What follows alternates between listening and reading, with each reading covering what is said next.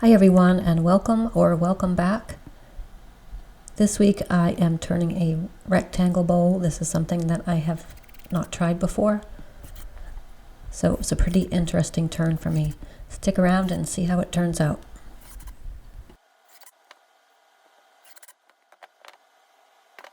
Before we get into it, if you would mind doing me a favor and click that subscribe button and also the thumbs up button. That would help me out a lot, so thank you in advance.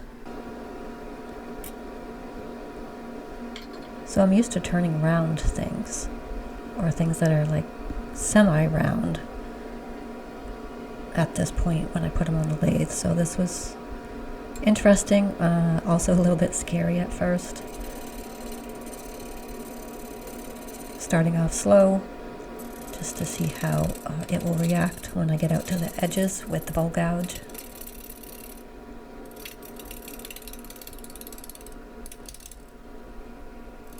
As usual, I'm using the Carter & Son bowl gouge.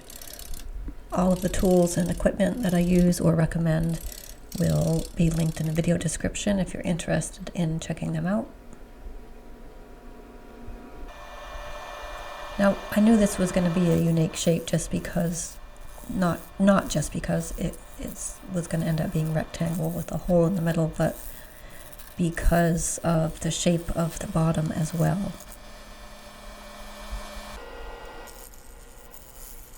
This is a maple log that I got off of my parents' land in Maine. It's been drying for probably 2 years now, so it was pretty dry, ready to turn. Those marks that you see on it, those lines, those are chainsaw marks.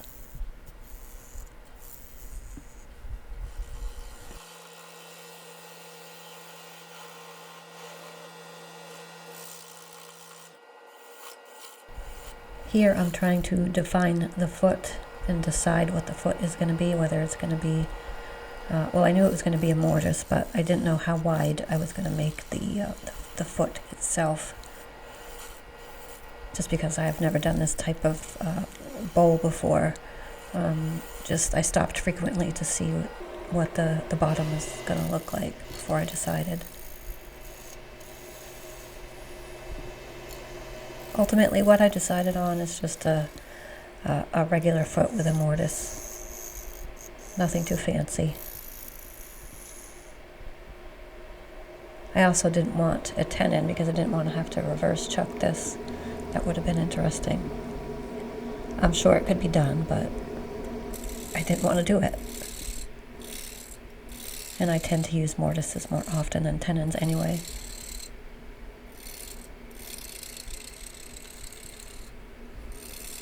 So just getting a flat part here to then reference the foot and start defining the location.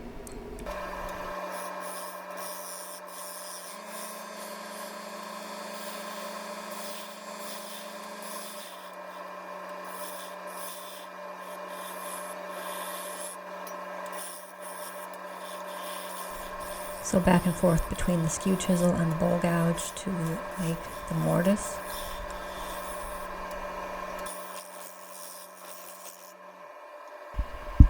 If anyone watching has made a square or rectangle bowl, I'd love for you to tell me about it and share a picture in the comments if you can. That would be awesome.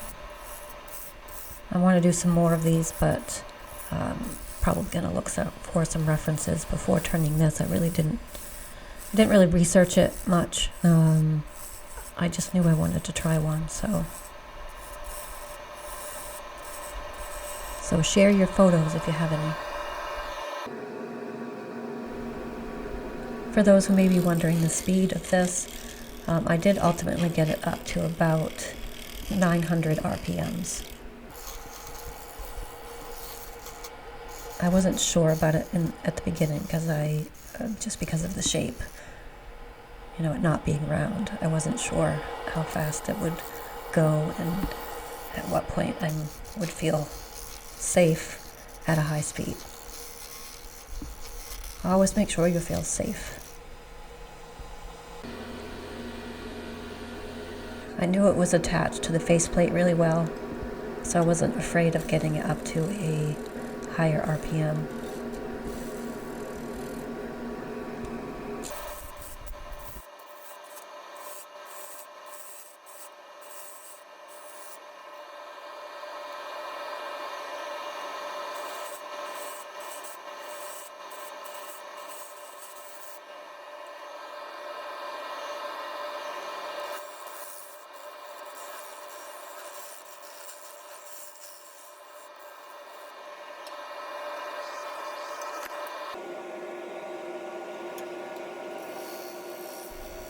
And now that the mortise was done, I was working on the left side of the foot to make sure it was lower than the foot so it would sit flat.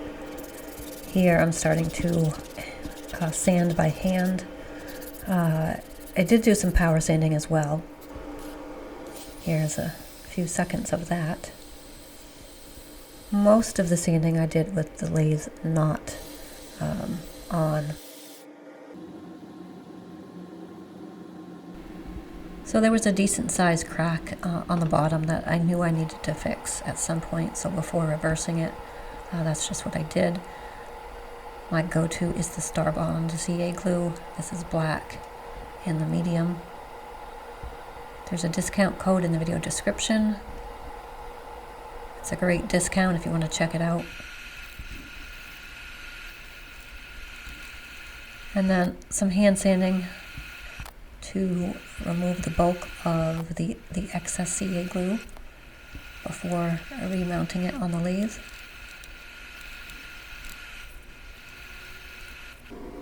And some denatured alcohol to clean the surface.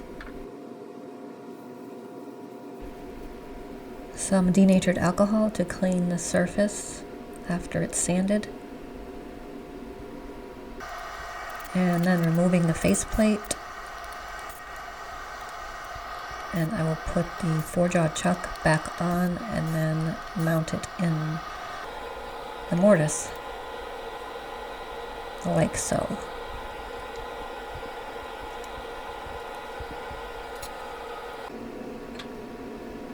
And because I've never done a rectangle bowl or a non-round bowl, if you will, at this point I was just looking at the dimensions or the diameter of what the bowl should be.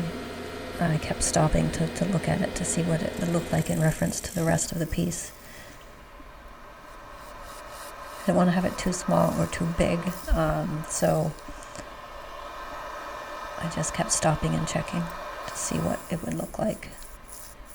And once I decided, I start the hollowing process, again with the bowl gouge. Get a lot of questions about sharpening. I do use the Sorby Pro Edge sharpening system. I've used other systems and I just prefer the Sorby system. I put off buying it for a long time because it is on the expensive side, but once there was a sale, I couldn't pass it up, and when I finally got it, I wish I had got it 2 years ago. It's that good. And no, I'm not affiliated with Sorby at all. But I did stop to sharpen probably 6 times for this project. Just trying to have really clean cuts.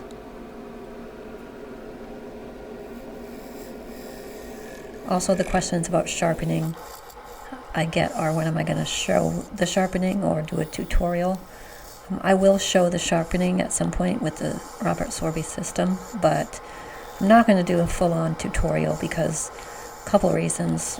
I don't consider myself an expert at it, and there are some really good tutorial videos out there on the system. Martin Sabin-Smith does one of them that's really good and in depth if you want to check it out. Here what I'm doing is making a little lip for the top of the bowl. Gives it a little bit more character. and makes the piece a little bit more formal overall, I think. Rustic but formal, if that makes any sense.